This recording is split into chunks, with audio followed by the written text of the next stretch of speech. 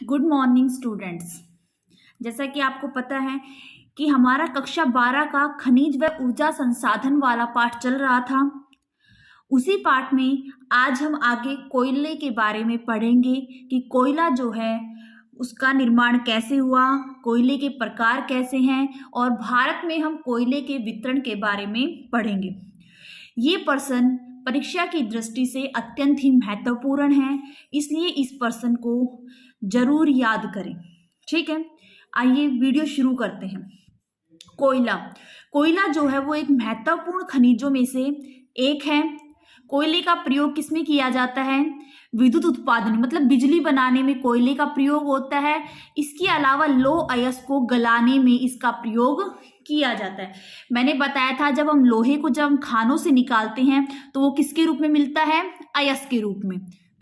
ठीक है, फिर बाद में उसको गला करके पिघला करके फिर हम उससे जो है वो पक्का लोहा तैयार करते हैं। तो कोयले का प्रयोग किसमें किया जाता है? एक तो बिजली के उत्पादन के लिए, बिजली बनाने के लिए, इसके अलावा लौह अयस्क को गलाने में इसका प्रयोग किया जाता है। ठीक है, इतना आ गया समझ में कोयले का प्रयोग किसमें होता है। उसके बाद आता है कोयले का निर्माण, कि कोयला जो है वो बना कैसे है। ठीक है, अब से 30 करोड़ वर्ष पहले कार्बोनिफोरस युग में पृथ्वी के जो भी अधिकांश निम्न स्थलीय प्रदेश थे वो पृथ्वी की आंतरिक हलचलों के कारण जमीन में दब गए। ठीक है, मतलब पृथ्वी के अंदर कुछ आंतरिक हलचल उत्पन्न हुई थी जिसके कारण भारी उथल पुथल हुई थी और पृथ्वी पर जितने भी पेड़ पौधे थे, प्राणी थे, वो सभी क्या है, पृथ्वी के नीचे दब गए थे। ठीक है, जब वो सब पृथ्वी के नीचे दब गए तो पृथ्वी के नीचे वायु की अनुपस्थिति थी, वहां पर हवा नहीं थी। इसके अलावा जैसे जैसे हम गहराई में जाते हैं तापमान जो है वो बढ़ता जाता है, तो पृथ्वी के नीचे तापमान जो है वो बहुत उच्च था, तापमान बहुत ज़्यादा था। इसके अलावा भारी दबाव के कारण, ऊपर से दबाव आ रहा था, तो दबाव के कारण वो जो वनस्पति थी वो गल सड़कर कोयले में परिवर्तित हो गई।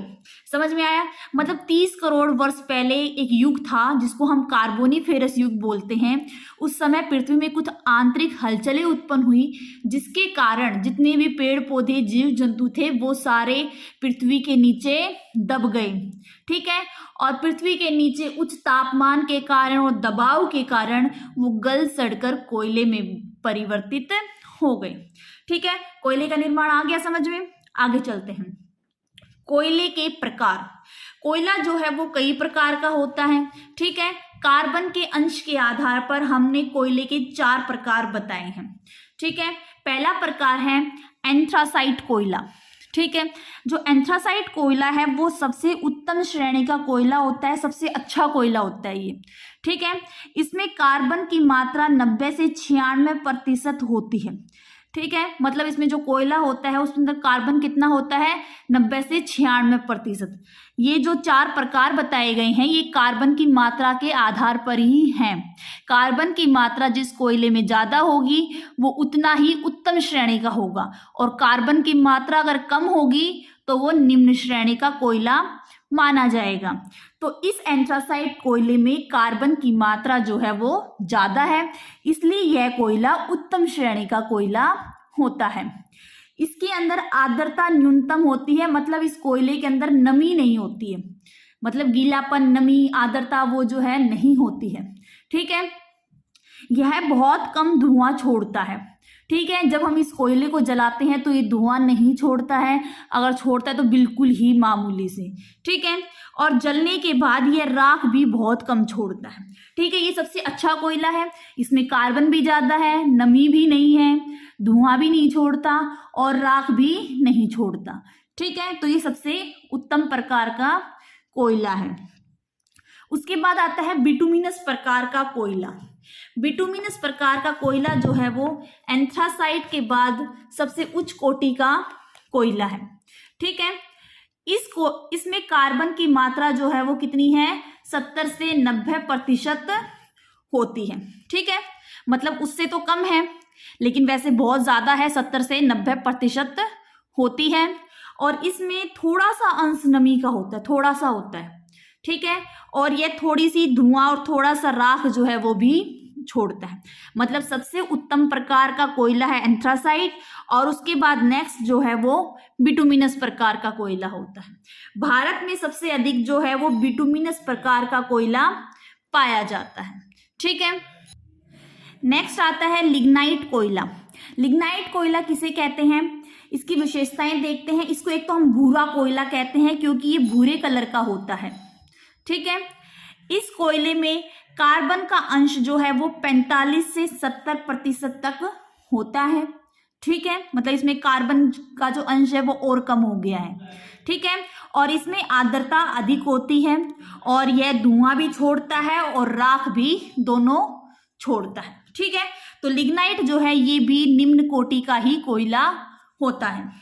उसके बाद आता है पीट कोयला। ये तो बिल्कुल ही निम्न क्वालिटी का है। ठीक है, इसका आर्थिक महत्व बहुत कम है। पीट लकड़ी से जब हम कोयला बनाते हैं तो उसकी वो पहली अवस्था क्या है। ठीक है, लकड़ी से जब हम कोयला बनाते हैं वास्तव में लकड़ी ही होती है। ठीक है, जैसे हम किसी लकड़ी को आधी जली हुई जब हम छोड़ देते हैं तो उसके अंदर से कितना ज़्यादा धुआं निकलता है, तो इसमें नमी भी बहुत अधिक होती है और इसको सुखा करके फिर जलाया जाता है। ठीक है, इसमें कार्बन का अंश जो है वो भी कम होता है और यह धुआं व राख बहुत अधिक छोड़ता है।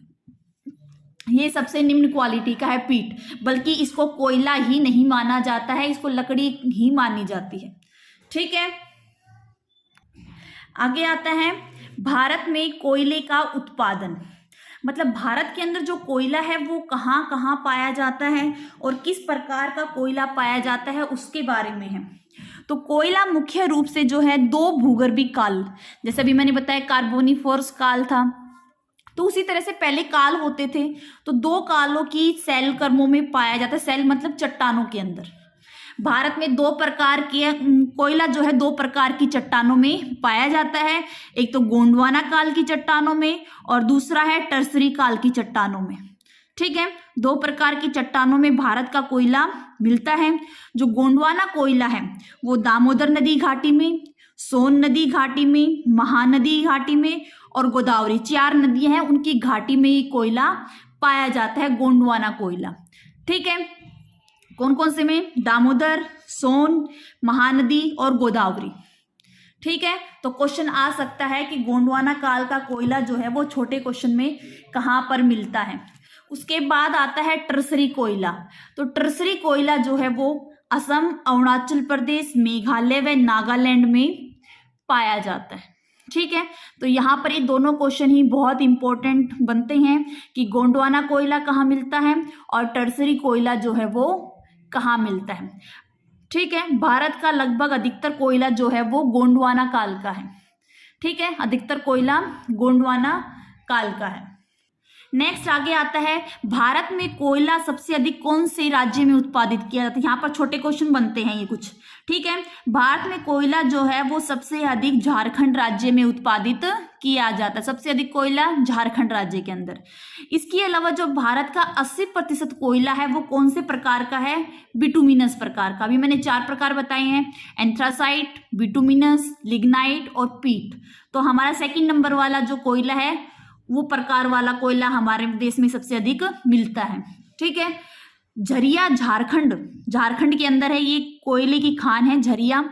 तो ये सबसे बड़ा कोयला क्षेत्र है। क्वेश्चन आ सकता है भारत में सबसे बड़ा कोयला क्षेत्र कौन सा है, तो वो आएगा झरिया। ठीक है, और सेकंड नंबर पे स्थान किसका आता है, रानीगंज का। रानीगंज खान है पश्चिम बंगाल के अंदर कोयले की। ठीक है, भारत में लिग्नाइट कोयला कहाँ पर मिलता है, तमिलनाडु के अंदर मिलता है लिग्नाइट। जो 3rd नंबर का कोयला है वो भी भारत में मिलता है, लेकिन वो कहाँ मिलता है, तमिलनाडु के अंदर। ठीक है, तो भारत में कोयले की पहली खान कब खोदी गई थी, तो भारत में कोयले की पहली खान जो है वो पश्चिम बंगाल के रानीगंज में खोदी गई थी। छोटा क्वेश्चन बनता है यहाँ पर। ठीक है, कोयले की पहली खान कब खोदी गई थी, पश्चिम बंगाल के अंदर खोदी गई थी। इसके अलावा कोयले की कुछ अन्य खानें भी हैं। कौन कौन सी हैं, एक तो उड़ीसा के अंदर है, तलचर और रामपुर। ठीक है, क्वेश्चन आ सकते हैं ये उड़ीसा की एक खान का नाम बताओ। आपको 4 ऑप्शन दे दिए जाएंगे और आपको एक ऑप्शन के निशान लगाना होगा। ठीक है, तो उड़ीसा में 2 खाने हैं, तलचर और रामपुर। ये दोनों कोयले की खाने हैं। इसके बाद झारखंड के अंदर है झरिया है, बोकारो है, गिरिडीह है और कर्णपुरा। ये 4 हैं जो झारखंड के अंदर हैं। ठीक है, इसके अलावा पश्चिम बंगाल के अंदर रानीगंज भी है, ठीक है, उसके बारे में पहले मैंने बहुत बता दिया है। तो इस तरह से ये क्वेश्चन है जो बहुत इंपॉर्टेंट है और ये अवश्य ही हमें करना है। अगर ये क्वेश्चन अगर पेपर में आएगा तो ये 5 नंबर में आएगा, ठीक है, इसलिए इस क्वेश्चन को अवश्य करें और लगातार चैनल से जुड़े रहें, चैनल को सब्सक्राइब करें। वीडियो को देखने के लिए धन्यवाद।